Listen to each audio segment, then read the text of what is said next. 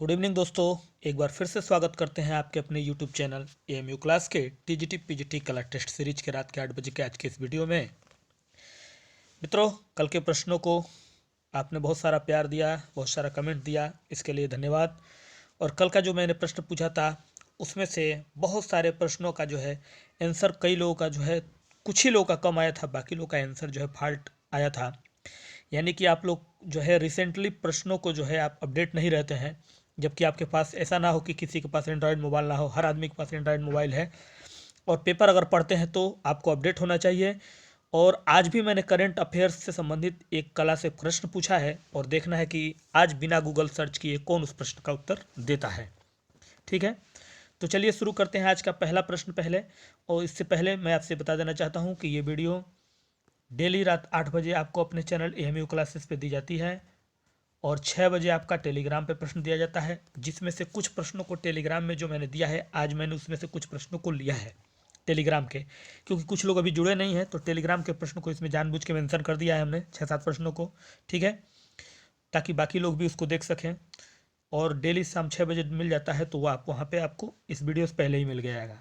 ठीक है, तो चलिए शुरू करते हैं। और कल के प्रश्न का भी हम जिक्र करेंगे क्योंकि उस प्रश्न को मैंने लिया ही है इसमें, इसलिए उस प्रश्न का जिक्र करेंगे जब उस प्रश्न में पहुंचेंगे तो सबसे पहले प्रश्न का हम लोग जिक्र करेंगे कि आलेखन कला का बहुलता से प्रयोग किया गया। आलेखन कला, इसका बहुलता से यानी बहुलता से कौन सी शैली में बहुलता से बहुत ज़्यादा तरीके से जो है यूज किया गया। आलेखन कला का बहुलता से प्रयोग किया गया पाल शैली में, चोल शैली में, अपभ्रंश शैली में या गुप्त शैली में। पहला प्रश्न, और इसी प्रश्न के साथ कमेंट्स देना शुरू करिए। और आज के इस टेस्ट सीरीज में भाग जो भी ले रहे हैं वो अपने आप को टेस्ट कर लेंगे कि कितना आज जाते हैं वो सही। ठीक है, तो मित्रों पहला प्रश्न, और इस प्रश्न का हमारा सही जवाब हो जाएगा गुप्त शैली। आलेखन कला का बहुलता से प्रयोग किया गया जिस शैली में, उस शैली का नाम है गुप्त शैली। ठीक है, तो पहले का राइट आंसर हो जाएगा डी। बढ़ेंगे दूसरे प्रश्न की तरफ। मित्रों दूसरा प्रश्न देखिएगा हमारा क्या कह रहा है। ठीक है, दूसरे प्रश्न का कहना है, आदिमानव चित्र बनाने के लिए किन रंगों का प्रयोग करते थे। यह प्रश्न तो ओपन प्रश्न है और इस प्रश्न को तो जो लोग तैयारी कर रहे हैं देखते ही कमेंट्स आ गया होगा, पूरी उम्मीद है। लेकिन इस प्रश्न को लिया गया कि आपके साथ चलता रहे। लेकिन इससे रिलेटेड एक बेहतरीन प्रश्न है, वो भी आप देखिएगा अभी आगे वीडियो में। तो आदिमानव चित्र बनाने के लिए जिन रंगों का प्रयोग करते थे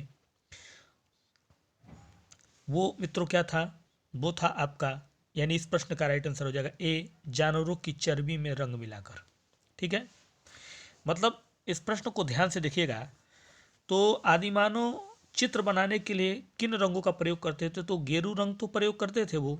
ध्यान से देखिएगा, इस प्रश्न में गेरू रंग और काले रंग का यूज वो करते थे, लेकिन उसमें जो है क्या करते थे, मिक्स करते थे चर्बी को मिलाकर तब। इसलिए इस विकल्प के अनुसार इसका राइट आंसर ए होगा, जानवरों की चर्बी में इन दोनों रंगों को मिलाकर अपनी रंग का कार्य किया करते थे। ठीक है, ये याद रखिएगा। आगे बढ़ेंगे, तीसरे प्रश्न का जिक्र करेंगे। मित्रों देखिएगा हमारा तीसरा प्रश्न क्या कह रहा है। तीसरे प्रश्न का कहना है, प्रश्न संख्या 3, अजंता की किस गुफा संख्या के चित्रों में नीला रंग प्रयोग हुआ है। ध्यान से देखिएगा प्रश्न को, अजंता की किस गुफा संख्या में नीले रंग का यूज हुआ है। ठीक है, अजंता की एक गुफा संख्या है जिसमें नीले रंग का प्रयोग हुआ है। ये प्रश्न है हमारा तीसरा। ठीक है, तो चलिए फटाफट कमेंट्स करते जाइए कि पहली गुफा में, दूसरी गुफा के, तीसरी गुफा के या चौथी गुफा के कौन सी गुफा संख्या में नीले रंग का प्रयोग अजंता के किया गया। ठीक है, तो मित्रों हमारे इस प्रश्न का राइट आंसर हो जाएगा, यानी तीसरे का राइट आंसर हो जाएगा दूसरी गुफा में। किसमें, अजंता की दूसरी गुफा में चित्रों के लिए नीले रंग का प्रयोग किया गया है। तीसरे का राइट आंसर बी। चौथा प्रश्न देखिए, प्रश्न संख्या 4 आपके स्क्रीन पे है। चौथा प्रश्न पूछ रहा है मित्रों, नीला रंग आयतित है। नीला रंग जो है वो आयतित है, यानी आयात किया जाता है, यानी कहाँ से प्राप्त है। ठीक है, ईरान से, इराक से, अफगानिस्तान से या इटली से। तो कहाँ से प्राप्त है नीला रंग, यानी कहाँ से आयतित है नीला रंग। ठीक है, यह है प्रश्न चौथा। और इस प्रश्न का हमारा जो सही जवाब होगा वो हो जाएगा सी, अफगानिस्तान से। नीला रंग कहाँ से आयतित है? अफगानिस्तान से। इसके अलावा फारस से भी आता है नीला रंग, यानी फारस और अफगानिस्तान इन जगहों से आयतित है नीला रंग। और आपको मैं एक चीज़ और बता देना चाहता हूँ, बदखसा, क्या नाम है? बदखसा। ठीक है, बदखसा नामक क्या है? एक पहाड़ी है वहाँ पे। बदखसा नामक इन जगहों पे एक पहाड़ी है। ठीक है, उस पहाड़ी के खान जो हैं, जैसे कोयले की खान होती है उसी तरह पहाड़ी के खानों से निकलता है ये रंग जो है। फारस और अफगानिस्तान में बदखसा नामक एक पहाड़ी के खानों से निकाला जाता है ये नीला रंग। ठीक है, और इसी से रिलेटेड ऊपर क्वेश्चन था तीसरा आपका, कि जो है अजंता की दूसरी गुफा में इसी नीले रंग का प्रयोग हुआ है। ठीक है, तो चलिए पांचवें प्रश्न की तरफ बढ़ते हैं। प्रश्न संख्या 5 देखेंगे आप। पांचवा प्रश्न देखिए क्या कह रहा है मित्रों, यूरोपीय चित्रकला के अधीन किस कला में आप हायरोग्लिफ अथवा चित्रलिपि का अध्ययन करते हैं? बहुत ही अच्छा प्रश्न है ये, और आज के कुछ प्रश्नों को चुन के लिया गया है और टेलीग्राम के भी प्रश्नों को आज उठा लिया गया है, और कल का जो प्रश्न पूछा था उसका भी मैंने लिया है ताकि यहाँ पे जिक्र किया जाएगा उसका। ठीक है, तो यूरोपीय चित्रकला के अधीन किस कला में आप हायरोग्लिफ अथवा उसको हम कहते हैं चित्रलिपि भी का अध्ययन करते हैं? यूनान में, इटली में, हालैंड में या मिस्र में? कौन सी यूरोपीय चित्रकला के अधीन यानी, ठीक है, इनमें से किसके अधीन? तो मित्रों ये प्रश्न हमारा एलटी ग्रेड 2018 में पूछा जा चुका है, इसलिए मैंने इस प्रश्न को मेंशन किया है इसमें। एलटी ग्रेड 2018 का प्रश्न है ये। तो इसका राइट आंसर क्या होगा? ये है हमारा प्रश्न आज का जो पूछ रहा है पांचवा। तो मित्रों इसका राइट आंसर हो जाएगा मिस्र। यूरोपीय चित्रकला के मिस्र के अधीन जिस कला में आप क्या बोलते हैं कि चित्रलिपि का अध्ययन, या उसको उसी को कहते हैं हायरोग्लिफ, या उसी को कहते हैं चित्रलिपि, दोनों एक ही बात है। यूरोपीय चित्रकला के अधीन हायरोग्लिफ और चित्रकला का अध्ययन करते हैं तो वो मिस्र है। ठीक है, प्राचीन जो मिस्र है उसके चित्रों द्वारा की जाने वाली लेखन शैली को ही चित्रलिपि, या इसको हम एक और चीज़ कहते हैं चित्राक्षर शैली, याद रखिएगा, एक और चीज़ कहते हैं चित्राक्षर शैली। ठीक है, तो ये भी एक शब्द है, अगर ये भी आ जाता है तो आप उसको मेंशन करिएगा, दिमाग में अपने बैठा कर रखिएगा। अगला प्रश्न देखिए, प्रश्न संख्या 6 क्या कह रहा है, आदि मानव अपने चित्रों में प्रकाश देने के लिए क्या करते थे? ये बेहतरीन प्रश्न है, देखिएगा। एक तरह से ये नए प्रश्न को मैंने बनाया है, बहुत अच्छे से एक जगह किताबों में दिखा और मैंने बनाया है, और मुझे लगता था कि ये प्रश्न आपको बना के देना चाहिए। तो आदि मानव अपने चित्रों में जो चित्रकारी जो पहाड़ों में करते थे, पहाड़ों में चित्रकारी जो है उकेरते थे जब वो, जैसे उनकी तूलिकाएँ क्या थी, उनकी तूलिका और उनके जो थे उनके नुकीले कठोर पत्थरों से वो चित्र उकेरा करते थे गुफाओं में, गुफाओं के अंदर, और उसमें अपने रंगों को भरते थे, रंगों के साथ जानवरों की चर्बी मिलाते थे। लेकिन यहाँ पूछ रहा है आदि मानव अपने चित्रों में जो प्रकाश लाने देने का कार्य करते थे, यानी उस चित्र में एक लाइट आ जाए, एक प्रकाश आ जाए, उसके लिए वो क्या करते थे? खड़िया मिट्टी का इस्तेमाल, चर्बी को जलाना, गेरू के रंग का इस्तेमाल या काला रंग का इस्तेमाल, किस तरह का चीज़ इस्तेमाल करते थे आदि मानव अपने चित्रों में प्रकाश देने के लिए? ठीक है, तो न्यू क्वेश्चन है एक तरह से, और इसको न्यू क्वेश्चन का रूप दिया गया है, बनाया गया है इस क्वेश्चन को मेरे द्वारा, और उम्मीद करता हूं कि आपको ये प्रश्न बेहतर पसंद आएगा। और मित्रों इस प्रश्न का राइट आंसर हो जाएगा बी, चर्बी को जलाना।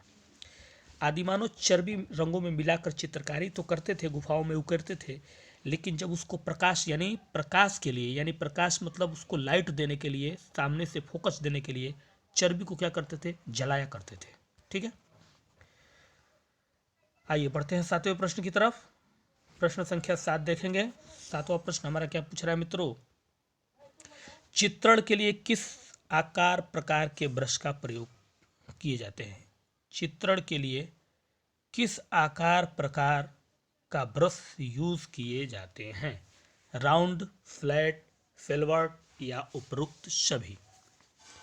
चित्रण के लिए, ठीक है, किस आकार प्रकार यानी आकार भी और प्रकार भी के ब्रश जो है यूज किए जाते हैं, ये प्रश्न पूछ रहा है हमारा 7वां, और ये प्रश्न आपका पूछ चुका है एलटी ग्रेड 2018 में। जो भी एलटी ग्रेड में प्रश्न पूछा है उसके बारे में मैं आपका जिक्र यहाँ कर दूंगा, और उसको मैंने हर संभवतः किया है कि कुछ प्रश्नों को एलटी ग्रेड के आपको देता रहूं, ताकि आपको पता चले कि एलटी ग्रेड भर्ती आती है तो उसमें किस तरह के प्रश्न पूछे जाते हैं।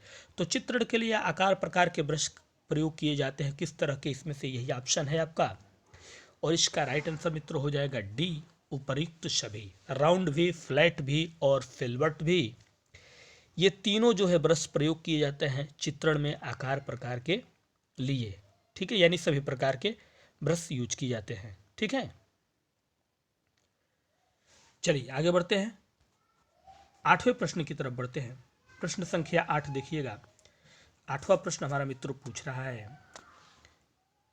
प्रश्न का कहना है कि अलंकारिक आलेखन किन रेखाओं से बनाए जाते हैं। अलंकारिक जो आलेखन होते हैं वो रेखाओं से बनाए जाते हैं, लेकिन वो रेखाएं हैं कौन सी जिनसे अलंकारिक आलेखन बनाए जाते हैं। ठीक है, यह है हमारा प्रश्न 8वां।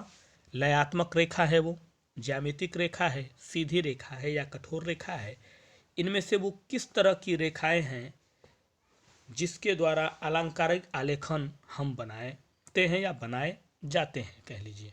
ठीक है, यह है हमारा प्रश्न संख्या 8, और इसी प्रश्न का उत्तर कमेंट्स बॉक्स में आप डालेंगे फटाफट मेरे उत्तर से पहले, और अपने आप को टेस्ट करेंगे आज के सीरीज में कि कितना है बेस्ट। और जो लोग टेलीग्राम पे नहीं जुड़ पाए हैं, कुछ प्रश्नों को मैंने आज ले लिया है पूछे हुए पीछे इस वीडियो में, लेकिन टेलीग्राम पे जुड़ जाइए, मैं ये कहूँगा आपसे। ठीक है, तो मित्रों इस प्रश्न यानी 8वें प्रश्न का हमारा जो राइट आंसर हो जाएगा वो हो जाएगा लयात्मक रेखा, ये राइट आंसर होगा। ठीक है, 9 नंबर प्रश्न की तरफ बढ़ते हैं। प्रश्न संख्या 9,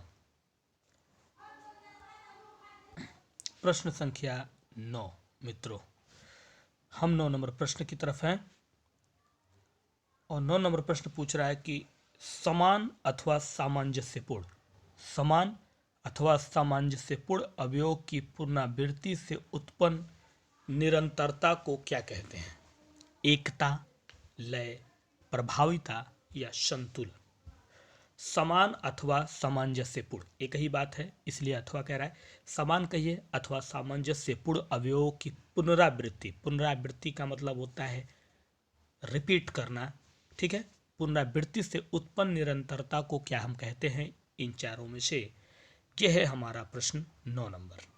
ठीक है, और मित्रों इसी प्रश्न का उत्तर कमेंट्स बॉक्स में आपको मेरे उत्तर से पहले डालना है, और इस प्रश्न का राइट आंसर हो जाएगा बी, लय। क्या कहते हैं, उसको कहते हैं मित्रों लय। जो लय होता है वो समस्त कलाओं का आत्मा है।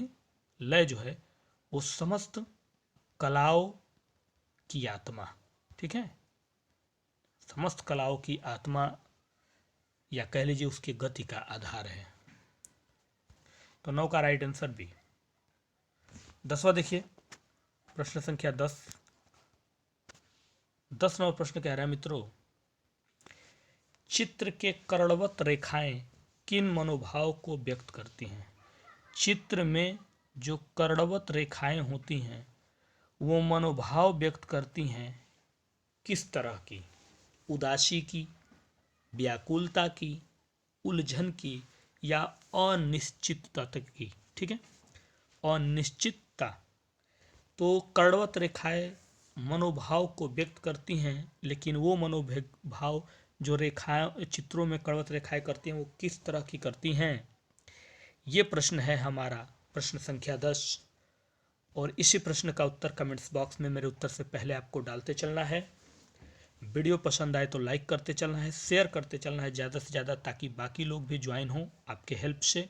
और प्यारा सा कमेंट्स भी आपको देना है अगर आपको लगता है कि उस लायक ये वीडियो है तो 10 नंबर प्रश्न और इसका सही जवाब मित्रों हो जाएगा आपका बी, व्याकुलता। चित्र में कड़वत रेखाएं व्याकुलता मनोभाव को व्यक्त करती हैं। ठीक है, 11 नंबर प्रश्न की तरफ बढ़ेंगे। प्रश्न संख्या 11 देखिएगा। 11 नंबर प्रश्न क्या कह रहा है मित्रों? वर्तमान अध्ययनों से पता चला है कि इनमें से कौन सी विश्व की पहली त्रिआयामी पेंटिंग है। यानी प्रेजेंट टाइम के अध्ययनों से यह पता चला कि विश्व की पहली त्रिआयामी पेंटिंग इनमें से किसी एक को माना गया, यानी जिसको आप कहते हैं 3D। क्या कहते हैं? 3D painting. ठीक है, तो वर्तमान यानी प्रेजेंट टाइम के अध्ययनों से ये पता चला, ठीक है, कि इनमें से 3D पेंटिंग विश्व की पहली 3D पेंटिंग मानी गई। क्या वो टोकरी लिए लड़की, जो फूल की टोकरी लिए हुए एक लड़की चित्र था पाश्चात्य शैली का, जिसे नीलामी किया गया कुछ दिन पहले, और उसकी नीलामी 773 करोड़ में हुई थी। इस पर मैंने प्रश्न भी डाला था। या फिर 3 मई, या मोनालिसा, या बिंदु, इनमें से वो कौन सा पेंटिंग है जिसे 3D विश्व की पहली 3D पेंटिंग वर्तमान समय के अध्ययनों के द्वारा माना गया। ठीक है, तो ये है हमारा 11 नंबर प्रश्न, और इसी प्रश्न का उत्तर आपको कमेंट्स बॉक्स में डालना है मेरे उत्तर से पहले। तो मित्रों, हमारे इस प्रश्न का राइट आंसर हो जाएगा मोनालिसा। क्या हो जाएगा? मोनालिसा। ठीक है, 12 नंबर प्रश्न की तरफ बढ़ेंगे। प्रश्न संख्या 12 मित्रों देखिएगा। 12 नंबर प्रश्न हमारा पूछ रहा है, एक आकृति के किनारों को कहा जाता है। एक आकृति जो होता है उसके किनारे को किस नाम से हम पुकारते हैं? बाह्य रेखा के नाम से, वृत्त के नाम से, घन के नाम से, या वक्र के नाम से। ठीक है, एक आकृति जो है उसके किनारे को हम किस नाम से पुकारते हैं, ये हमारा प्रश्न पूछ रहा है। तो 12 नंबर प्रश्न और इसका सही जवाब जो हमारा हो जाएगा वो हो जाएगा ए, बाह्य रेखा। ठीक है, जिसको आप कहते हैं आउटलाइन। क्या कहते हैं? आउटलाइन, बाह्य रेखा। यानी एक आकृति में आउटलाइन जो है, किनारों को कहा जाता है आउटलाइन। ठीक है, तो राइट आंसर ए। 13 नंबर प्रश्न की तरफ बढ़िए, और यहीं से शुरू होता है आपका टेलीग्राम वाला जो प्रश्न हमने दिया था अभी तक, उसका जिक्र शुरू करेंगे हम यहाँ पे, इसलिए थोड़ा छोटा कर लेते हैं ताकि आपको प्रश्न दिखाई दे। मित्रों, टेलीग्राम से संबंधित प्रश्न पूछा गया था, 13वां प्रश्न आपका, और यहाँ से कुछ प्रश्न आपके टेलीग्राम के मिलेंगे, और एक प्रश्न जो कल मैंने पूछा था वो मिलेगा, और एक आपके ही लिए है। तो वो आज भी आपको बिना गूगल सर्च मारे पहले ईमानदारी से अपने प्रश्नों का उत्तर देना है आज का, फिर आप देखिएगा गूगल सर्च मार के। ठीक है, तो 13 नंबर प्रश्न, और इस प्रश्न का पूछना है कि गुजराती चित्रकला शैली में किस प्रकार के चित्रों की प्रधानता है। ये प्रश्न टेलीग्राम से मेरा पूछा गया है। जो टेलीग्राम पे नहीं जुड़े हैं उनके लिए ये लाभ मिल जाएगा, लेकिन जो जुड़े हैं वो जानते ही होंगे, लेकिन मैं चाहता हूँ कि सभी लोग जुड़ें। तो गुजराती चित्रकला शैली में जिस प्रकार के चित्रों की प्रधानता रही, क्या वो दैनिक क्रियाकलापों का था, प्राकृतिक रचनाओं का था, युद्ध दृश्यों का, या पशु पक्षियों का? तो यहाँ से जो चल रहा है प्रश्न, टेलीग्राम का प्रश्न है हमारे, और कौन कौन सा है ये मैं आपको बताते चलूँगा, लेकिन आपको कमेंट्स बॉक्स में कमेंट्स करते रहना है। सवाल अगर कोई है तो वो भी करना है, कला से संबंधित होना चाहिए। जो नए हैं उनके अंदर बहुत सारे डाउट होंगे तो वो ज़रूर पूछेंगे, बेहिचक हमसे पूछें, आपको उसका जवाब मिलेगा। ठीक है, तो 13 नंबर प्रश्न, इसका राइट आंसर हो जाएगा बी, प्राकृतिक रचनाओं का। ठीक है, आगे बढ़ते हैं प्रश्न संख्या 14 की तरफ। 14 नंबर प्रश्न देखिएगा मित्रों, यह है हमारा 14 नंबर प्रश्न। टेलीग्राम से ये भी प्रश्न है, और आपको दिख भी रहा होगा कि टेलीग्राम से ही मेरे प्रश्न है। देवी दुर्गा महिषासुर मर्दिनी की प्रतिमा लक्षण का वर्णन हमें किस महत्वपूर्ण ग्रंथ में मिलता है? यह भी हमारे टेलीग्राम का प्रश्न था। महिषासुर मर्दिनी, देवी महिषासुर मर्दिनी, ठीक है, दुर्गा महिषासुर मर्दिनी की प्रतिमा का जो लक्षण है उसका वर्णन कौन से ग्रंथ में मिलता है? मार्कंडेय पुराण में, गीत गोविंद, विष्णु पुराण या स्कंद पुराण? किस में मिलता है? यही प्रश्न में आपको ड्रॉप करना है। वो लोग जो टेलीग्राम पे नहीं जुड़े हैं, जिसको डेली 6 बजे इस प्रश्नों को, इस तरह के प्रश्नों को डाला जाता है आपके लिए, तो अगर अभी भी नहीं जुड़े हैं तो टेलीग्राम डाउनलोड करके सर्च मारिए एमयू क्लासेस, आपको लोगो दिखाई देगा कोने पे, जो दिख रहा है लोगो दाहिने तरफ ऊपर, यही लोगो दिखाई देगा, उसी पे आपको ज्वाइन बटन नीचे आएगा, ज्वाइन कर लीजिएगा। आपको प्रश्न 6 बजे मिलते रहेंगे, ठीक है। और इस प्रश्न का राइट आंसर हो जाएगा मार्कंडेय पुराण। क्या हो जाएगा? मार्कंडेय पुराण। चलिए 15 नंबर प्रश्न की तरफ बढ़ते हैं। देखिएगा 15 नंबर प्रश्न आपसे जो पूछा गया था, यानी 15वां प्रश्न यह है और टेलीग्राम पे जो आपसे पूछा गया था। चित्राचार्यों ने प्रमाण के आधार पर कितने प्रकार के रूपों का वर्णन किया है? यह प्रश्न था टेलीग्राम का। चित्राचार्यों ने प्रमाण के आधार पर कितने प्रकार के रूपों का वर्णन किया? 5, 7 प्रकार के, 4 प्रकार के, 3 प्रकार के या 5 प्रकार के? ठीक है, यही प्रश्न आपसे पूछा गया था कि चित्राचार्यों के द्वारा प्रमाण के आधार पर रूपों का वर्णन हमें मिलता है कितने टाइप का? 15वां प्रश्न यही है और इसका राइट आंसर होगा आपका डी 5।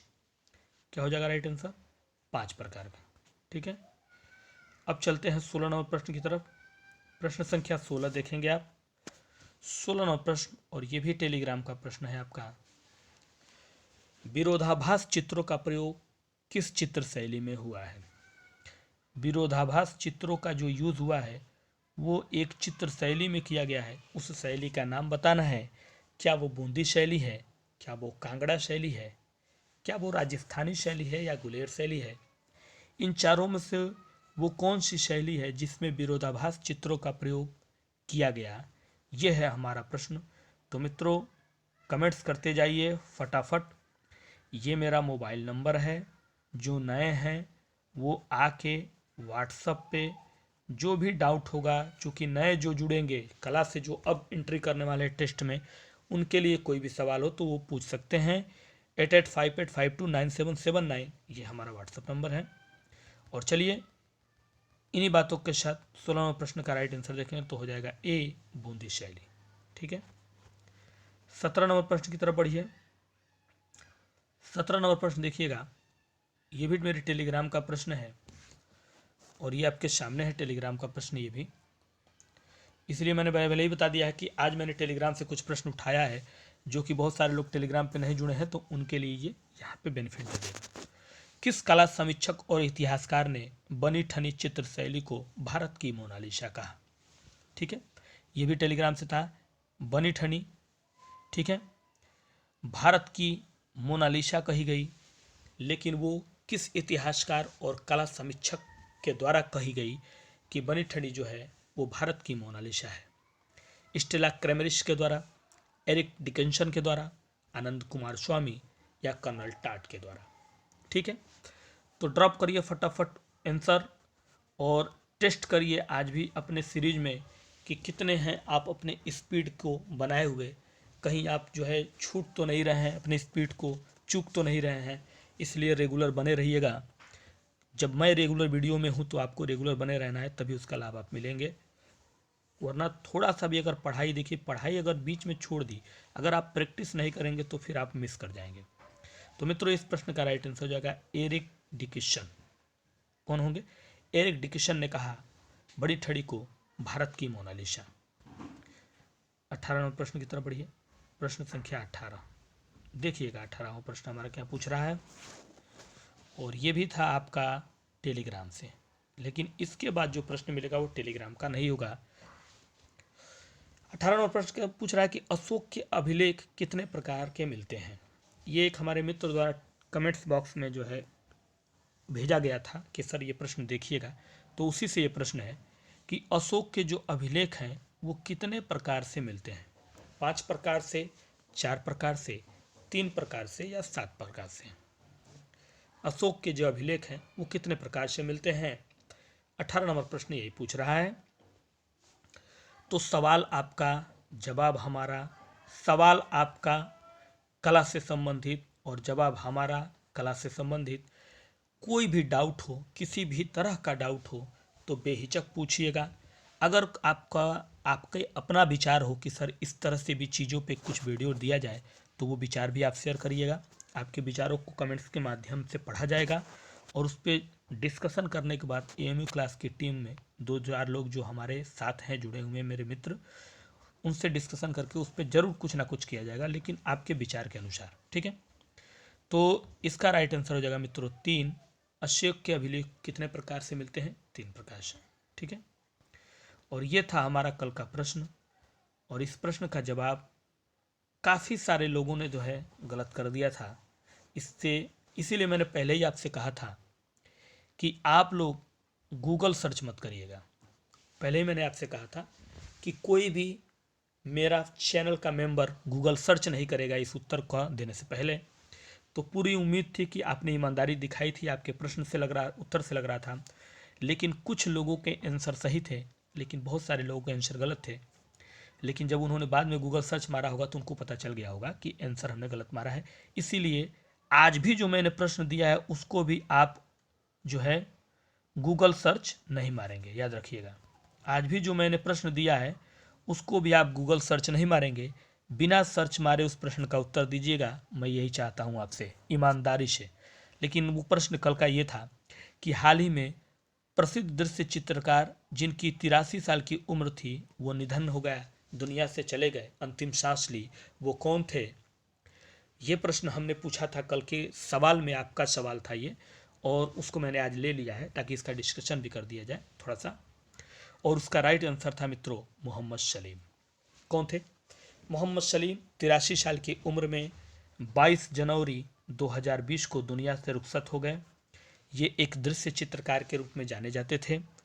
22 जनवरी को इनकी मृत्यु हो गई, और ये इनके जन्म जो हुआ था 5 जुलाई को हुआ था। 5 जुलाई 1939। कब हुआ था? 5 जुलाई 1939 को अल्मोड़ा में, नैनीताल में है अल्मोड़ा, अल्मोड़ा जगह है, बहुत खूबसूरत जगह है। तो अल्मोड़ा में 5 जुलाई 1939 को मोहम्मद सलीम जी का जन्म हुआ था, और इन्होंने कला से शिक्षा ली। कई सारी चीज़ें जो इसमें अभी पूरी डिटेल बताने के लिए नहीं है, ना इस पर ज़्यादा बता रहे, चर्चा नहीं करेंगे, लेकिन जन्म और मृत्यु ये जान लीजिए। तो 5 जुलाई 1939 को मोहम्मद सलीम जी की जो है जन्म हुआ था, और 83 साल की उम्र में 22 जनवरी को दुनिया से रुखसत हो गए। उनको ये एक दृश्य चित्रकार थे, और बहुत सारे योगदान उन्होंने चित्रों में, रचनाओं में दिया है। ठीक है, तो इसका राइट आंसर हो गया मोहम्मद सलीम।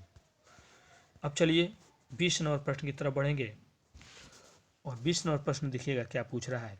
करंट अफेयर संबंधित प्रश्न है ये भी, यानी करंट कला का ये प्रश्न है आपका। ठीक है,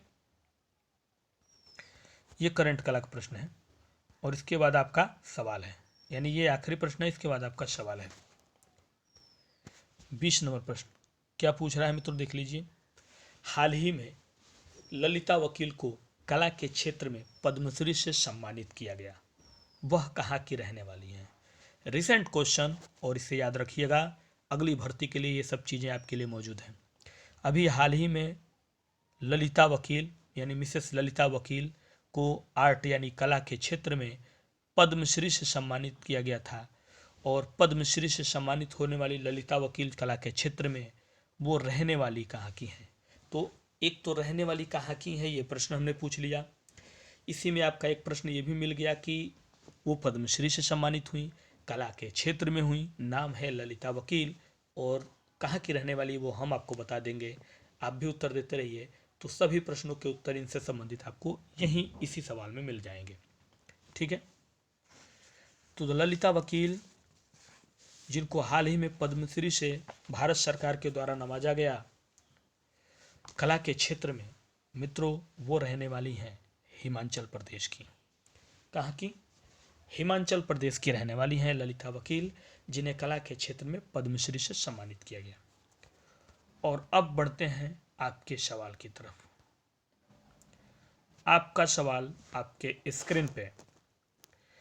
बिना गूगल सर्च किए, कोई भी गूगल सर्च नहीं करेगा, ईमानदारी से अपने इस सवाल का जवाब देगा बिना गूगल सर्च किए। शोक गीत किस कलाकार की प्रसिद्ध रचना है? ठीक है, आपका सवाल है कि शोक गीत किस कलाकार की प्रसिद्ध रचना है। शोक गीत प्रसिद्ध रचना है किस कलाकार की? सतीश गुजराल की। देखिएगा पूरा स्क्रीन पे नहीं आ रहा है, इसको पूरा देखिए, पूरा ऑप्शन नहीं दिख रहा है, अब आपको पूरा ऑप्शन दिख रहा होगा। ठीक है, शोक गीत मित्रों बिना गूगल सर्च किए इस प्रश्न का उत्तर देंगे। शोक गीत किस कलाकार की प्रसिद्ध रचना है? ठीक है, सतीश गुजराल की, जे स्वामीनाथन, ललिता वकील या मोहम्मद सलीम। इनमें से वो कौन सा कलाकार है जिसकी प्रसिद्ध रचना है शोक गीत? याद रखिएगा, बिना गूगल सर्च करिए इस प्रश्न का उत्तर ईमानदारी से देना है, फिर उसके बाद अपना गूगल सर्च देखिएगा कि क्या इसका उत्तर होगा। तो चलिए मित्रों, उम्मीद करता हूँ कि आज की वीडियो, आज का टेलीग्राम का मेंशन किया हुआ प्रश्न और आज का पूछा गया प्रश्न आपको बेहतरीन पसंद आएगा। पसंद आए तो लाइक शेयर और कमेंट करना मत भूलिएगा। और आज के लिए दीजिए इजाजत, कल फिर मिलते हैं इसी समय इसी टाइम लेकर कुछ और बेहतरीन क्वेश्चन। तब तक के लिए नमस्कार, गुड नाइट।